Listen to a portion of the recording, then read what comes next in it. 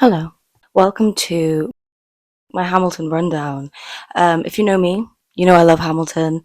And I feel like there's like no video essays anywhere on Hamilton. So sit down, relax, get your dinner out if you like Hamilton. If you don't like Hamilton, if you don't even know what you're watching, sit down, relax, and I will tell you what the hype is about. I've spent the morning making notes, alright? Like I needed to make any notes, but I thought I would have some extra knowledge in the forefront of my mind. So I'm going to split this up into 3 chapters. So chapter 1 is law, Lin-Manuel law, really, because it's very important we know who we're dealing with here. The genius himself, the lyricist of all lyricists, the man who casts himself in his own shows that he's written. I would do the same. I don't blame him. So we've got to get a bit of background of Lin before we dive into his greatest creation. And he's done some good things. So this is baby Lin. Lin was born in New York City on January the 16th, 1980. His parents named him after a poem written by a Puerto Rican writer because he is predominantly Puerto Rican. But he's named after this poem called, I'm going to get this right, Nana Roja para mi hijo Lin-Manuel, which translates to the red lullaby for my son Lin-Manuel. And that's written by a Puerto Rican man who was serving in the Vietnam War, I think. Yeah. So he was already off to a creative start. Like, he's already got a creative name, like named after a poem. Okay, diva. And his first acting gig was directed by his own brother. Right. Which is kind of slay. I feel like if my sister directed me in a show, it would either make or break me, and I'd say broke, and I probably wouldn't even be here today. So it's a good thing that didn't happen. He started writing his first musical in 1999, and if you know, his first musical, In the Heights, one of his best. I say one of his best, they're all his best. He's just such a talented man. He started writing that in college, so he went to Wesleyan University. And when he finished writing it, the theatre department they performed it there, and it was very unique and the first of its kind, really, a musical that incorporated rap, like freestyle rap, and salsa. Like, what a combination. But it makes sense, but no one had done it yet. He was ahead of his time. Look at him, ahead of his time. He wasn't that age when he was writing that, but the point still stands, you know. So he graduated Wesleyan University in 2002, and he, alongside a fellow graduate, decided to work with a director. They started developing it a bit more so it could be a proper play. It went off Broadway to start, and then it went on to Broadway in March 2008. In the Heights got 13 Tony nominations, and they won 4, including Best New Musical and Best Original Score. For a first musical, I think that's pretty good going, you know. In 2011, he co-wrote the lyrics to Bring It On the Musical, which also won, it got nominated for Best Musical at the Tonys. But even the nominations are slay. Like, this is the equivalent of the Oscars for musicals and theatre shows and plays and stuff like that. This is a big deal. And in 2014, he wrote a 1-act musical called 21 Chump Street. If you haven't watched this, it's like 15 minutes. It's on YouTube. It's so good. Putting undercover cops into schools to trick people into selling you drugs doesn't seem like a very good idea. And this kind of shows you why it's not a good idea. It's based on a true story. It's really good. Lin put his whole into it. I hate to say it. Sorry, I hate to say it, but he did.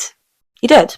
So while all this is happening, throughout all these years, Lin has been working. He's been cooking up a little storm. Do you have a hobby? Cooking. Sister, yes.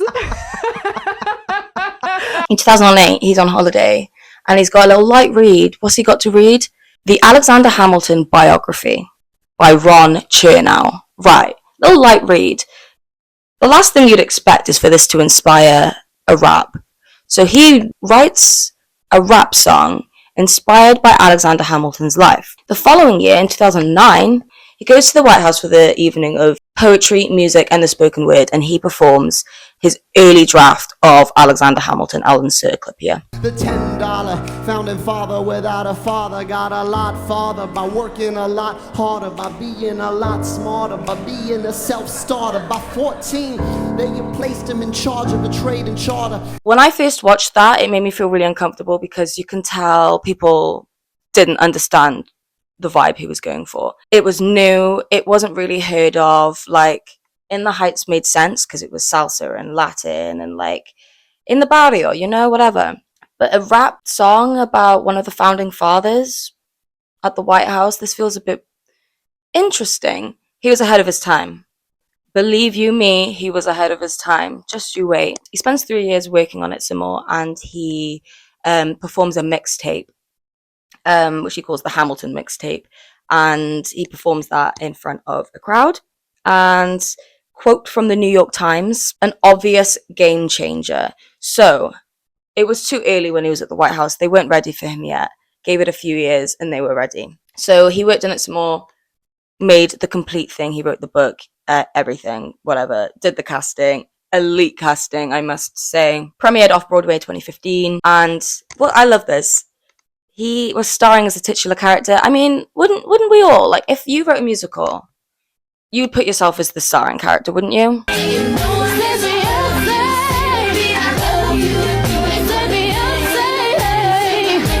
I know I would. So by August 2015, it had gone to Broadway, and they were nominated for 16 Tonys. 16, and they won 11 out of 16 nominations. That is insane. I wouldn't shock me if it was the most decorated musical. I could be wrong though. I can't be bothered to research that. But some of the wins included Best Musical, Best Book, Best Score, Best Actor for Leslie Odom Jr., Best Costume Design, Best Choreography, and that's just to name a few of them. Like, there were some more wins. Like, insane. And why are we surprised? There was a article in Variety that was reviewing the off-Broadway performance of it, and I wanted to quote some of it because this is tea. Miranda's impassioned narrative of one man's story becomes the collective narrative of a nation built by immigrants who occasionally need to be reminded where they came from. It's still so relevant. We're literally 10 years on from him writing this, and nothing's changed. In fact, it feels like it's got worse. But do you know what? That's a conversation for another time. So the way this video is going to work is I'm going to go through it song by song. I've lumped some of the songs together just to make it easier, but some need to be done individually. And I'm also going to highlight some favorite lyrics, some favorite rhymes, and then fun facts, if I have any. So the first song we have, Alexander Hamilton, we get his whole backstory. The first line of the entire show, how does a bastard orphan, son of a whore, right, okay, hello to you too, but I guess we're starting off strong. So we learn that he grew up poor, his dad left, his mum died, he moved in with his cousin self-unalived. He had to work from a young age, he had to beg, he had to steal, he had to teach himself how to write, and he became very talented at it, so they all raised money and were like, get to the mainland, get to America, in New York you can be a new man. So he wants to make a name for himself. But at what cost? Aaron Burr, sir. And here we meet my main man. We've got Aaron Burr.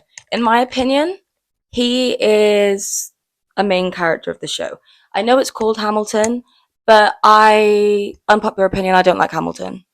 He's a bad guy. They're all bad people in this musical, I can't lie. But I love him. Hamilton first gets to New York, and he's like, oh my days, this is my new best friend. I'm an orphan, you're an orphan, we're both orphans. I wish there was a war. And Biz's like, oh my god, bro.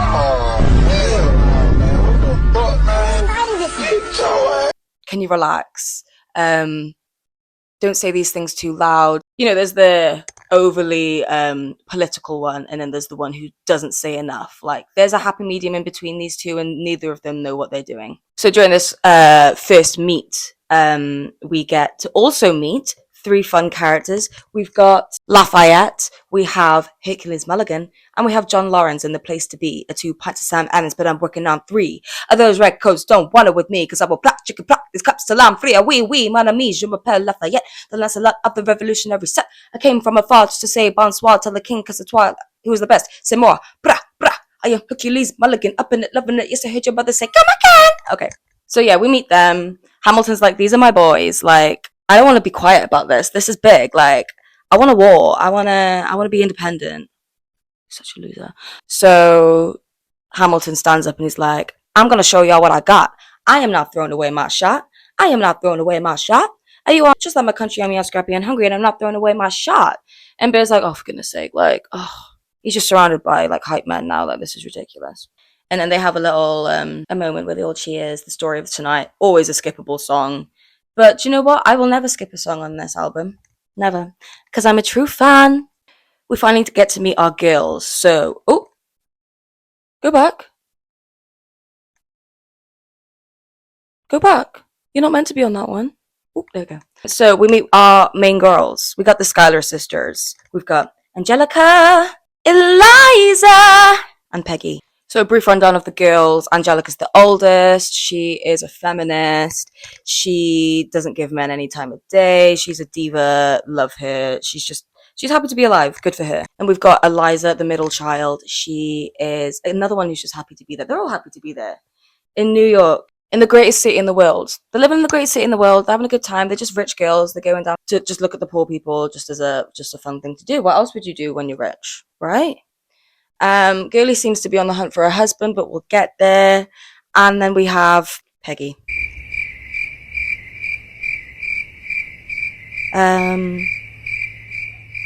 Yeah.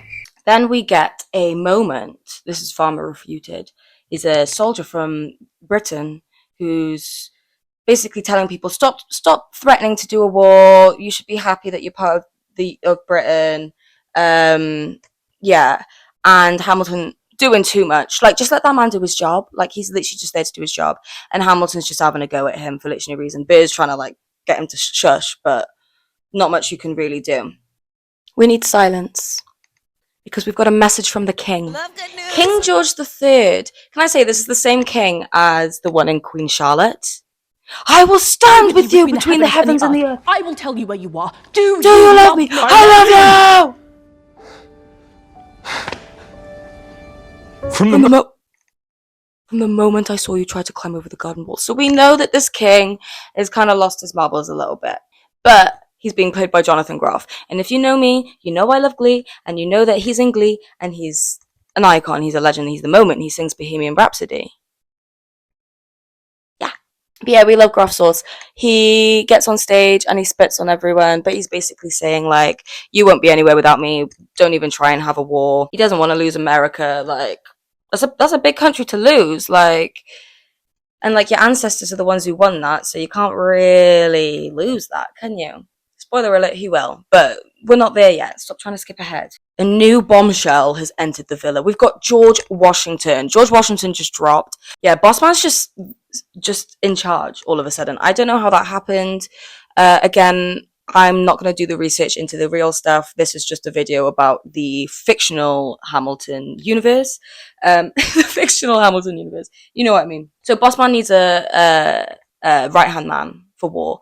Burr decides to be like, do you know what? I'll put myself forward for it, right? Can't even get 2 words in before Hamilton comes in, and Washington's like, yeah, I'll have him. Off you go, Burr. Close the door on your way out, and I quote, he says that. Damn. Hamilton gets a job basically as like Washington's secretary. I think Burr actually dodged a bullet, to be honest. Unfortunately, preying on women is still a thing. If you can marry your sister, your rich son, is it a question of if, Burr, or which one? Hey, I'm gonna stop you right there. Go home. Go back to where you came from. I hate to say it. I'm brown, I can say that. That's bad. You've come to this country to make yourself a new man, and now you're preying on the rich women? Bruh. Oh, yeah, also, Burr opens that song with, how does a bastard orphan, son of a whore, obnoxious, arrogant, loudmouth bother? I'm sure people call me that behind my back, but like saying that on stage in front of like 2,000 people, that's a bit embarrassing. Eliza wants a husband. She fancies Hamilton for some reason. Let's get him back on the screen. She fancies Hamilton for some reason, and the gag of it all, his sister does as well. She does a whole song about how she wishes that she was in a relationship with him, and I could go on for days about that, but we're not going to. I do have a fun fact though. The choreography is mirrored in Satisfied, because in Satisfied we go back in time and we're basically seeing the events of Winter's Ball and Helpless, but from a different perspective. So there's like a video on YouTube and you can see it, that like you can see that they're doing the same dance moves, but it's different. Like, I don't know, it's really cool, it's really clever, and I guess that's why they won Best Choreography at the Tonys. So we get a boring reprise of Story of Tonight, but another thing about men that I dislike. Oh, he's not free anymore. He's locked down because he's got a wife. That doesn't mean anything, because spoiler alert, he's going to cheat on his wife in the next act. We'll get there. Stop jumping ahead of me. And then also, Bear's having an affair. Bear is having an affair with a married woman. Her husband's at war, and he's having an affair with a married woman. Okay. The only thing is, this needed to happen. He needed to have this affair, because otherwise, Wait For It would not exist. Wait For It is the greatest song on the whole album, and you can fight with a wall about it. I saw a girl on TikTok the other day say that Wait For It is the worst song in the whole of Hamilton. And I just need her to reevaluate her life, because she's actually incorrect. Wait For It is the greatest. Death doesn't discriminate between the sinners and the saints. It takes and it takes and it takes. But we keep living anyway. We rise and we fall and we break and we make our mistakes. And if there's a reason I'm still alive when so many have died, then I'm willing to wait for it. I mean, I don't know. It's something about that song that just make you want to get up and bust a motherfucking move. But we're meant to feel like some kind of sympathy towards Iron Bear because he's having an affair with someone who's married. And I guess it worked, because he's my favorite character again now. So now we're at war. Clap if you care. Newsville. I guess we're fighting for independence. I don't know why I'm saying we. And Hamilton wants, more than anything, to be in a command, but he's still just getting treated like a little bitch secretary. Like, he's fuming. He wants to be in charge. So George Washington puts someone else in charge, and then this person in charge is being really rubbish, and then he starts trash talking George Washington. So then Hamilton's like, I want to have a duel with him, but then his friend's like, no, you can't have a duel with him. I'll have a duel with him instead. Duels are so stupid. Like, guys, just hug it out. So Hamilton gets suspended from the army, I guess, gets sent home to find out his wife is with child.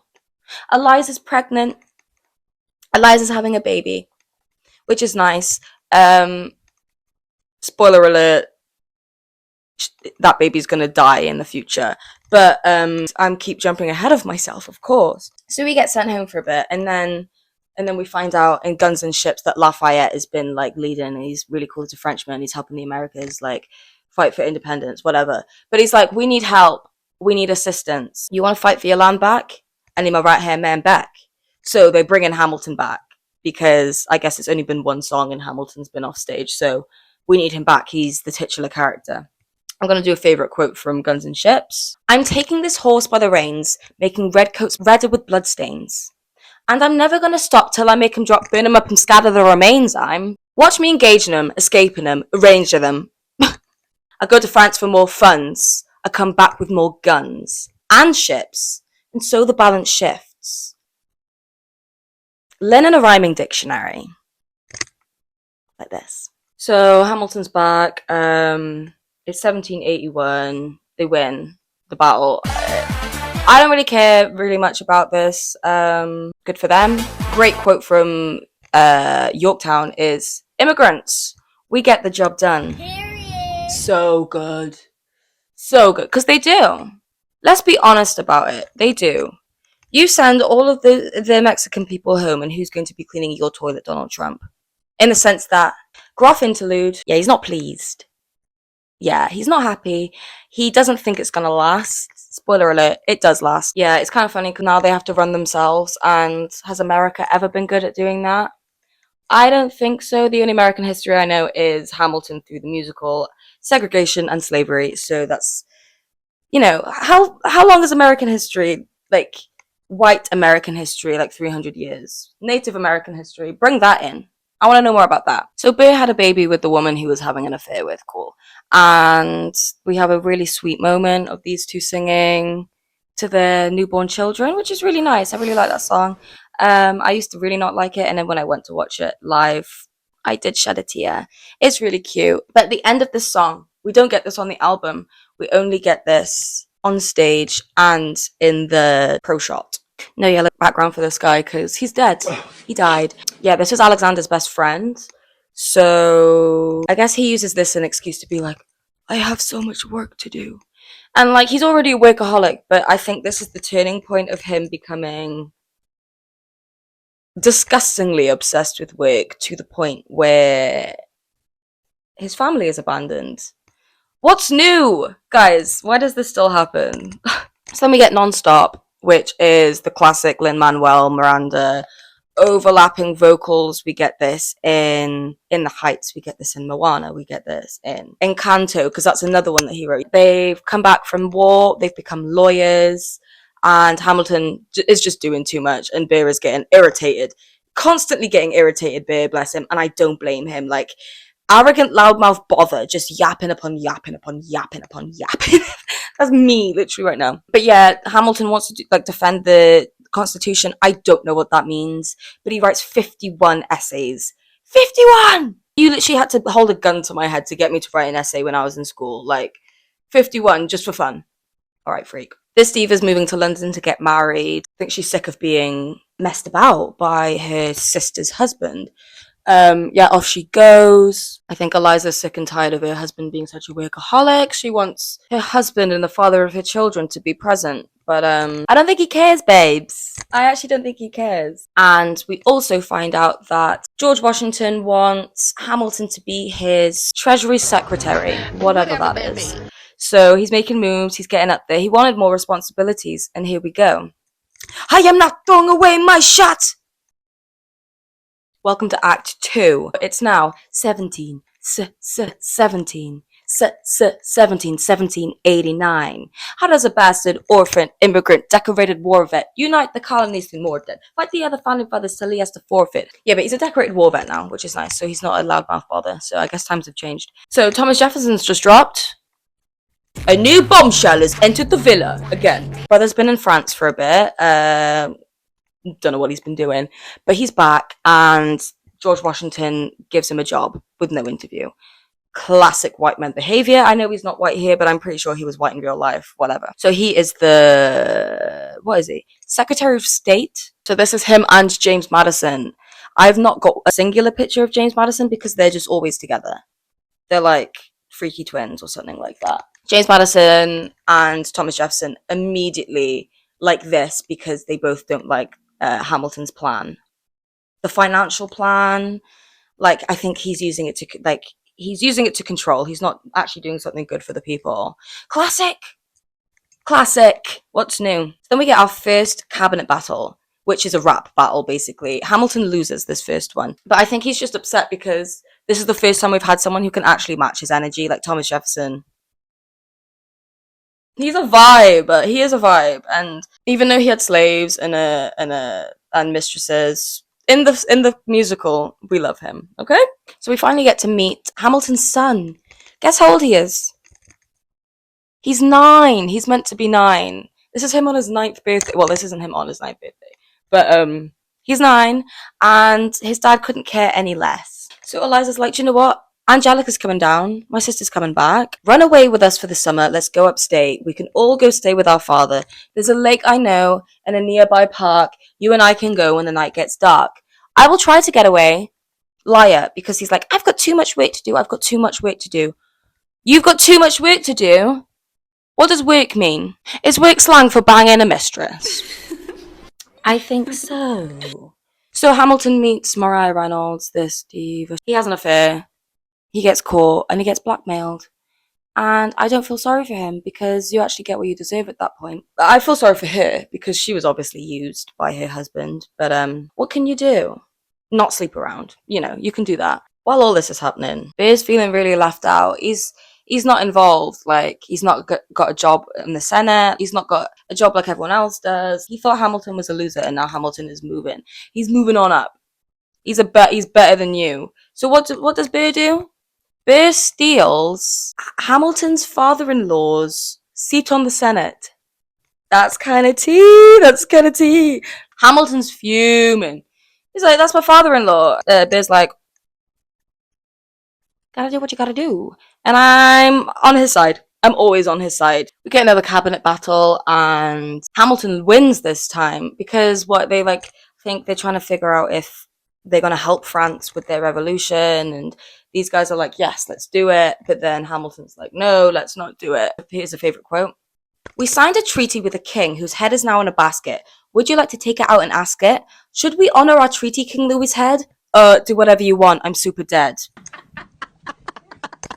8. Like, he ate. Like, people complain as much as they want about him, but he ate down. So after this, these guys have reached their breaking point. Bear has been at his breaking point for, like, years now at this point. They sing a song together called Washington on Your Side, and they're basically like, we gotta bring Hamilton down. It's not fair. He's getting favorited by Washington. Let's dig up some dirt on him. This immigrant isn't somebody we chose. Oh, this immigrant's keeping us all on our toes. Oh, let's show these Federalists what they're up against. Oh, Southern motherfucking Democratic Republicans. Oh, now follow the money and see where it goes. Oh, because every second the treasury grows. Oh, if you follow the money and see where it leads. I can't remember the rest. But yeah, these guys, the power of hate is so strong. Bear hated him on his own. These guys hated him individually. The power of 3. Powerful. Just after this, then we find out that Washington's going to step down. He's going to retire as president.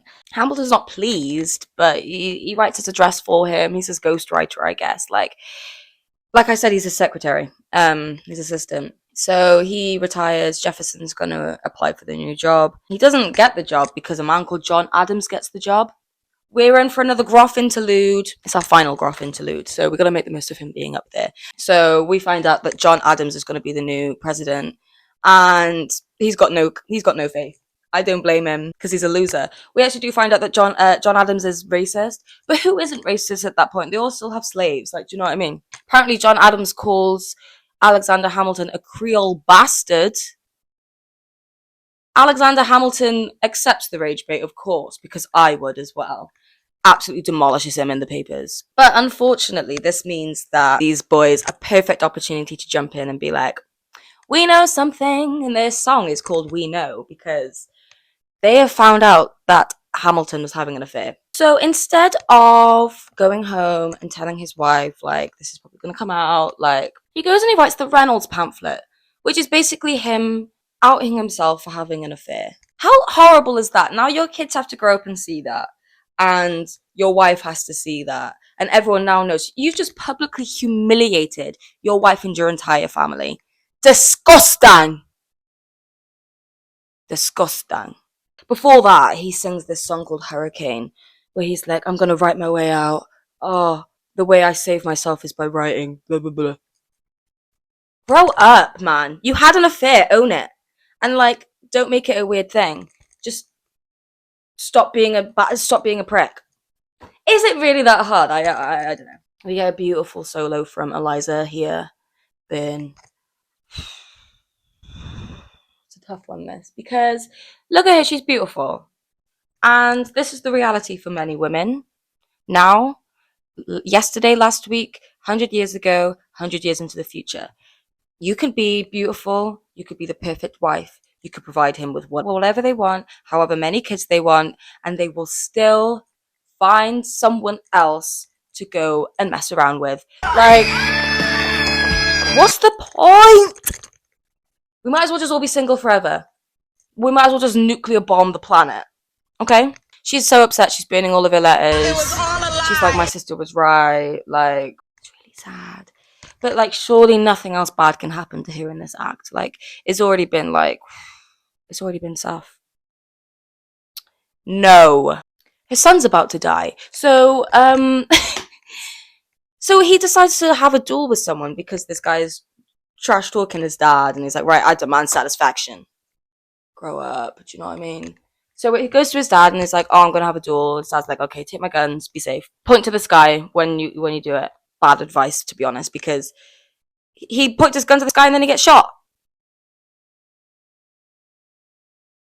Like, what a waste. So she literally just found out that her husband has been cheating on her and she was publicly humiliated. Now his son is dead in the most preventable way. And then we get a really sad song, Quite Uptown, and it's just heartbreaking. So we had so much fun in the first act. Why you gotta ruin the vibes, Philip? So it's 1800, and it's time for the election. So it's Aaron Burr versus Thomas Jefferson. I should have put them on the same slide, but whatever, here we are.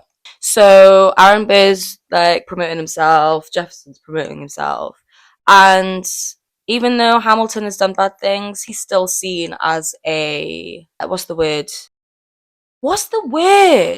He is he's got like power. What's the word? Like people trust his opinion. People are like, oh, who do you endorse? Who are you gonna vote for? Because whoever you vote for, a lot of us are gonna vote for him, basically. They might have had a bit of beef in the past, but like overall, like they've been through a lot together. Like surely he would endorse him to be the president. No. Hamilton endorses Thomas Jefferson, the man who tried to destroy his career from as soon as he stepped foot back in America. Immediately disliked him. Immediately hated him. No, I'm going to endorse the man who hated me. Jefferson has beliefs. Burr has none. He's fuming. He's fuming for good reason. It's like, I've worked my butt off. And he's got nowhere. So these guys are beefing. It's kind of like when I was in year 8 and I would like beef with one of my friends over kick and it would just be back to back to back messages and blah, blah, blah. But these guys were beefing for months through letters. Like, how hilarious is that? Just like slating each other and like being like, I did nothing wrong, it's all you, blah, blah, blah. So what is the only natural and normal thing that a person should do back in these days? Demand satisfaction. Of course they're going to have a duel. Of course. So they go to Weehawken. Everything's legal in New Jersey. And they go to have a duel. Hamilton's wearing his glasses. That throws Burr off. He's like, ooh, look it up. Hamilton was wearing his glasses. Why? If not to take deadly aim, it's him or me. The world will never be the same. I had only one thought before the slaughter. This man will not make an orphan of my daughter. Look him in the eye, aim no higher. Summon all the courage you require. Then count 1, 2, 3, 4, 5, 6, 7, 8, 9. Number 10 paces. Fire. Hamilton aims his gun towards the sky. Burr shoots. I imagine death so much it feels more like a memory. Is this where it gets me? On my feet, 7 feet ahead of me. I see it coming. Do I run or fire my gun or let it be? There is no beat, no melody. Burr, my first friend, my enemy. Maybe the last face I'll ever see. If I throw away my shot, is this how you remember me? What if this bullet is a legacy? Legacy! What is a legacy? It's planting seeds in the garden you never get to see. That's tea. You let me make a difference. A place where even orphan immigrants can leave their fingerprints and rise up. I'm running out of time. I'm running out of my time's up. Eyes up. Wise up. He's dead. He's dead. Burr killed him. And then that's the end of the musical. Insane. I do love it when, like, I mean, I know that's real life, but I love it when, like, they just surprise you. Like, this could have a happy ending, but it's not going to. Justice for Eliza. Justice for Eliza. Justice for Philip. Justice for Angelica. Like, I know probably in real life they probably didn't, like, have, like, a thing. But, like, don't mess her around. He might be a son of a whore, but he is the whore. Sorry. Jonathan Groff supremacy. We love him. A great guy. Like, he's just cool. And he's talented. He literally sings 3 songs in the whole show, but steals the show. Like, come on, let's be realistic about it. And my final thought. Lin-Manuel Miranda is a genius. I don't think people understand how talented this man is. Like, I know this video is kind of like it bounces between being serious and jokey, but I love Lin-Manuel Miranda so much. I don't think there's anyone like him kicking about at the moment. Like, he's revolutionary, bringing rap and like to tell the story of American history. What do you mean? Then you're writing the music for Disney films, and you're raising a family at the same time. He's an inspiration to me, and it's getting cringe now. Love Hamilton, love it. Shall I do a little performance to finish? You'll be back like before. I will fight the fight and win the war for your love, for your praise, and I'll love you till my dying days. When I'm gone, I will go mad. So don't throw away this thing we had. 'Cause when push comes to shove, I will kill your friends and family to remind you of my love. Da da da da da.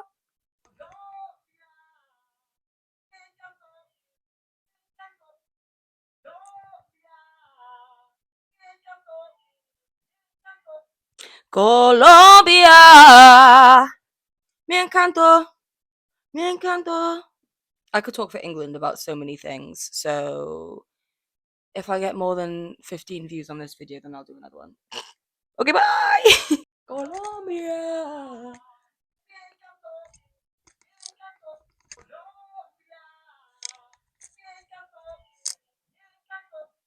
Okay, bye. Bye bye bye bye.